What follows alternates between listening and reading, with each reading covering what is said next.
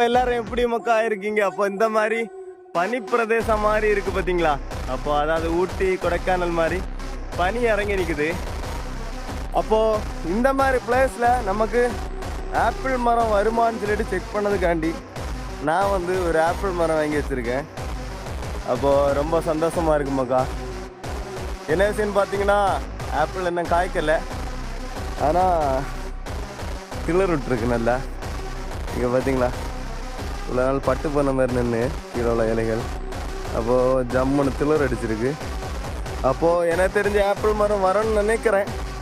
இந்த கிளைமேட்டுக்கு யாருமே இங்கே ஆப்பிள் மரம் வச்சது கிடையாது. இங்கே உள்ள மக்கள் ரம்புட்டான் அந்த மாதிரி தான் நிறைய வச்சுருக்காங்க. இப்போ நம்ம புதுசாக ஒரு ஆப்பிள் மரம் ட்ரை பண்ணுறோம். திளர் அடிச்சிருக்கு. இப்போ எப்படி வளருதுன்னு பார்ப்போம் மக்கா இந்த பனி பிரதேசத்தில். சரியா? அப்போ நம்ம சப்ஸ்கிரைப் பண்ணுங்க. சரியா? Tata, bye bye, see you.